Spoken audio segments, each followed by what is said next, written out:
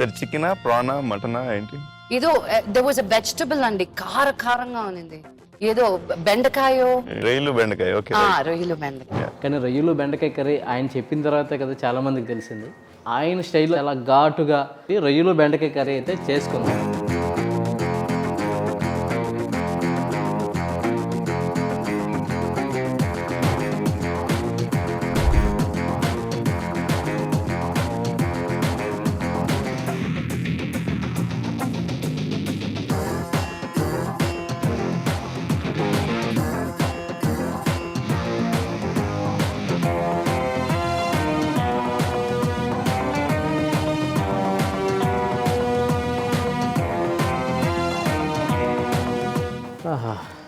అన్నంలో వేడివేడి అన్నంలో స్వర్గం అండి.